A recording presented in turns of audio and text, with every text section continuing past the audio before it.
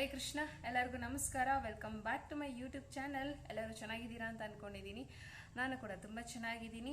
ಇವತ್ತು ಅಧ್ಯಾಯ 2ರ 50ನೇ ಶ್ಲೋಕ. ಭಗವಂತ ನಮಗೋಸ್ಕರ ಏನು ಹೇಳಿದ್ದಾರೆ ಅಂತ ನೋಡೋಣ. ಅಧ್ಯಾಯ 2 ಶ್ಲೋಕ 50. ಬುದ್ಧಿಯುಕ್ತೋ ಜಹಾತಿಹ ಉಭೇ ಸುಕೃತ ದುಷ್ಕೃತೆ ತಸ್ಮಾತ್ ಯೋಗಾಯ ಯುಜ್ಯಸ್ವ ಯೋಗಃ ಕರ್ಮಸು ಕೌಶಲಂ.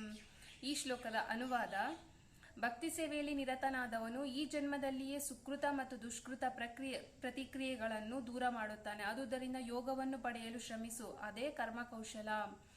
ಭಾವಾರ್ಥ: ಅನಂತ ಕಾಲದಿಂದಲೂ ಪ್ರತಿಯೊಬ್ಬ ಜೀವಿಯು ಸುಕೃತ ದುಷ್ಕೃತಗಳ ಹಲವು ಪರಿಣಾಮಗಳನ್ನು ರಾಶಿ ಮಾಡಿಕೊಂಡಿದ್ದಾನೆ. ಆದುದರಿಂದ ಅವನಿಗೆ ಸದಾ ತನ್ನ ಸಹಜ ಸ್ವರೂಪದ ಅರಿವೇ ಇರುವುದಿಲ್ಲ. ಭಗವದ್ಗೀತೆಯ ಉಪದೇಶದಿಂದ ಮನುಷ್ಯನ ಅಜ್ಞಾನವನ್ನು ಹೋಗಲಾಡಿಸಬಹುದು. ಎಲ್ಲಾ ರೀತಿಗಳಲ್ಲಿ ಶ್ರೀಕೃಷ್ಣನಿಗೆ ಶರಣಾಗತನಾಗಿ ಜನ್ಮ ಜನ್ಮಾಂತರಗಳಲ್ಲಿ ಕ್ರಿಯೆ ಪ್ರಕ್ರಿಯೆಗಳ ಬಂಧನದ ಯಾತನೆಯಿಂದ ಮುಕ್ತಿ ಸಾಧಿಸುವುದನ್ನು ಭಗವದ್ಗೀತೆಯು ಬೋಧಿಸುತ್ತದೆ. ಫಲ ನೀಡುವ ಕರ್ಮದಿಂದ ಪರಿಶುದ್ಧಗೊಳಿಸುವ ಕೃಷ್ಣ ಪ್ರಜ್ಞೆಯಲ್ಲಿ ಕಾರ್ಯನಿರತರಾಗಬೇಕೆಂದು ಅರ್ಜುನನಿಗೆ ಉಪದೇಶಿಸಲಾಗುತ್ತಿದೆ. ಹರೇ ಕೃಷ್ಣ. ಇವತ್ತಿಗೆ ಈ ವಿಡಿಯೋನ ಇಲ್ಲಿಗೆ ಮುಗಿಸ್ತಾ ಇದ್ದೀನಿ. ಮತ್ತೆ ನಾಳೆ ವಿಡಿಯೋದಲ್ಲಿ ಮತ್ತೆ ಸಿಗ್ತೀನಿ. ಅಲ್ಲಿವರೆಗೂ ನಮಸ್ಕಾರ.